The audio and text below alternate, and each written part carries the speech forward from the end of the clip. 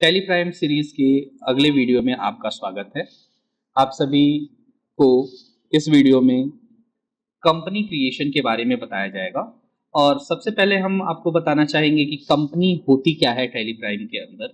तो जैसे अगर आप किसी भी व्यवसाय का या बिजनेस का अगर अकाउंटिंग टैली में करना चाहते हैं तो उस बिजनेस या व्यवसाय के नाम से आपको यहाँ पर एक कंपनी क्रिएट करनी होती है। कंपनी से तात्पर्य होता है एक नोटबुक से, जैसे कोई हिसाब किताब करने वाला मुनीम जो होता है वो अपना जो लेखा जोखा होता है एक बही खाते में लिखता है, तो वो बही खाते को ही अकाउंटिंग बुक बोला जाता है। और उस अकाउंटिंग बुक के ऊपर जिस भी व्यवसाय का वो अकाउंटिंग कर रहा होता है उसका नाम लिखा होता है। ठीक है, तो जो व्यवसाय का नाम उस बुक के ऊपर लिखा है उसी प्रकार अगर कंपनी के अंदर, अगर टैली के अंदर आप किसी भी व्यवसाय की अकाउंटिंग करना चाहते हैं, किसी बिजनेस का अकाउंटिंग करना चाहते हैं, तो आपको उस व्यवसाय के नाम से एक बही खाते जैसा फाइल बनाना पड़ेगा जो कि क्रिएट कंपनी ऑप्शन के द्वारा बनाया जाता है। ठीक है, यहाँ पे आप देख रहे होंगे क्रिएट कंपनी नाम का ऑप्शन है जो कि येलो कलर से हाईलाइट हो रहा है। ठीक है, इसके द्वारा बनाया जाता है। तो ये वही फाइल है, जैसे मुनीम के लिए उसका बही खाता होता है वैसे ही टैली के अंदर हमारी कंपनी होती है। कंपनी का नाम वही होता है जैसा कि हम जिस बिजनेस या जिस व्यवसाय का हम अकाउंटिंग कर रहे हैं उसका नाम। ठीक है, तो आप उस बिजनेस का नाम डायरेक्टली यहाँ पर डाल के आप कंपनी क्रिएट कर सकते हैं। कंपनी का काम क्या है, इसमें उस डाटा को या उस जो फाइल बनेगी हमारी टैली में उसको एक नाम दिया जाता है ताकि वो हमें बार बार यूज करने में आसान हो। ठीक है, तो क्या हम टैली में एक ही कंपनी का अकाउंटिंग कर सकते हैं?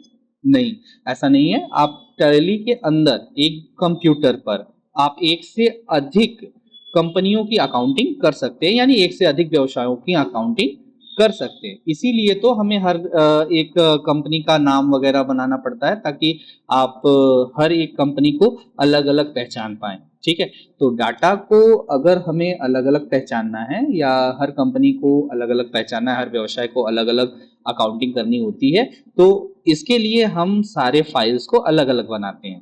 ठीक है, तो इसलिए उस फाइल को नाम दिया जाता है। ठीक है, और ये फाइल बनाने की प्रक्रिया हमारी कंपनी क्रिएशन कहलाती है।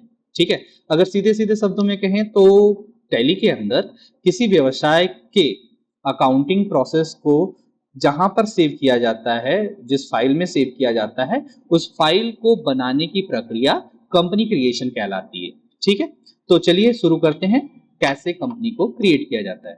तो आपको क्या करना है, सबसे पहले कंपनी के ऊपर, क्रिएट कंपनी के ऊपर क्लिक कर देना है। क्रिएट कंपनी के ऊपर जो ही आप क्लिक करोगे तो आप कंपनी क्रिएशन विंडो पर आ जाओगे। देखिए यहाँ पे कंपनी क्रिएशन विंडो लिख दिया हुआ है, कंपनी क्रिएशन। तो यहाँ पर आने के बाद आपको कंपनी क्रिएट करना होता है। तो सबसे पहले आप ये ऊपर वाले ऑप्शन को नहीं छेड़ेंगे। ठीक है, जो जैसे है वैसे ही रहने दीजिए, इसके बारे में हम अगली वीडियो में बात करेंगे। फिलहाल हम कंपनी नेम से स्टार्ट करेंगे। तो सिंपली आप अपने कंपनी का नाम डाल दीजिए। जैसे मैं अपनी कंपनी का नाम डाल देता हूं,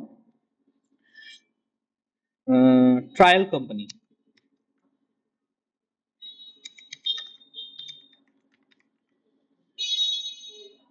ट्रायल कंपनी जो ही आप एंटर करोगे तो यही नाम उसका मेलिंग नेम हो गया। अच्छा, कंपनी का नाम क्या होता है, जैसे आप जिस व्यवसाय का अकाउंटिंग करने जाओगे उस व्यवसाय का कुछ ना कुछ नाम होगा।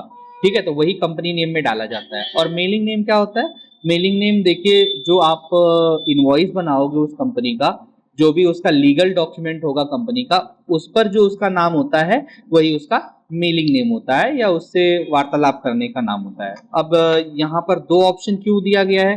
एक से भी तो काम चलाया जा सकता था, बट हम आपको बताएंगे कि इसका क्यों दो बार नाम दिया गया था। तो ये बात आपको जानने के लिए वीडियो में आगे बने रहना पड़ेगा।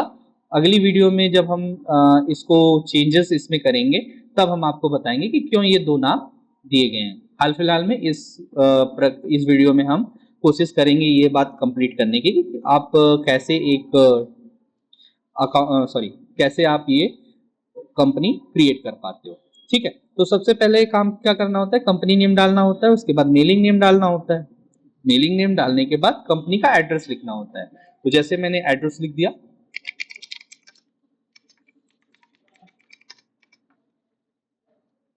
ठीक है। उसके बाद आपको स्टेट चुनना होता है, ठीक है। उसके बाद पिन कोड, ठीक है।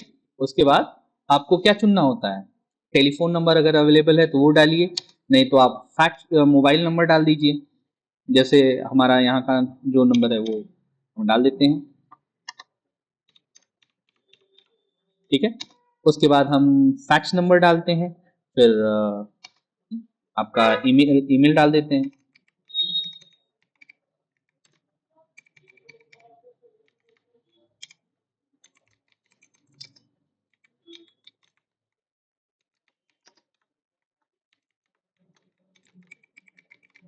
ठीक है। ईमेल डालने के बाद अगर आपके पास वेबसाइट अवेलेबल है तो आप वेबसाइट भी डाल देंगे, नहीं तो आप यहाँ पर फाइनेंशियल ईयर चुन लेंगे। हालांकि हम इंडिया में हैं तो हमारा फाइनेंशियल ईयर सभी को पता है कि 1 अप्रैल 2025 को स्टार्ट हुआ है जो ये फाइनेंशियल ईयर चल रहा है, और 31 मार्च 2026 को समाप्त हो जाएगा। तो अभी फाइनेंशियल ईयर जो है वो वही रहने देंगे, बुकिंग बिगिन फ्रॉम 1 अप्रैल से ही रहने देंगे। और बेसिक जो हमारा बेसिक करेंसी सिंबल है वो रुपीस का है, जो कि अभी आपको शो कर रहा है, इसको भी ऐसा ही रहने देंगे। और हमारे इंडियन रुपीस का जो नेम है वो INR रखा गया है, इंडियन नेशनल रुपीस, उसी का शॉर्ट फॉर्म यहाँ पे लिखा है, तो इसे ही ऐसा रहने देंगे, इसे भी ऐसा ही रहने देंगे। और इसे एक्सेप्ट करते ही आपकी कंपनी क्रिएट हो जाएगी, ठीक है। तो देखिए आपकी कंपनी सक्सेसफुली क्रिएट हो गई है, यहाँ पर देखिए लिख के आ गया कंपनी क्रिएटेड सक्सेसफुली। अगर आपकी कंपनी क्रिएट हो जाती है तो कंपनी क्रिएट होने के बाद आप ये दूसरे विंडो पर लैंड करते हैं जिसका नाम होता है कंपनी फीचर विंडो। तो इस विंडो के बारे में हम अगली वीडियो में बात करेंगे। इस वीडियो में बस इतना ही। आप सभी के धैर्यपूर्वक इस वीडियो को देखने के लिए बहुत बहुत धन्यवाद। इस वीडियो में बस इतना ही, मिलते हैं अगले वीडियो में और बात करेंगे फीचर कंपनी के फीचर विंडो के बारे में, ठीक है।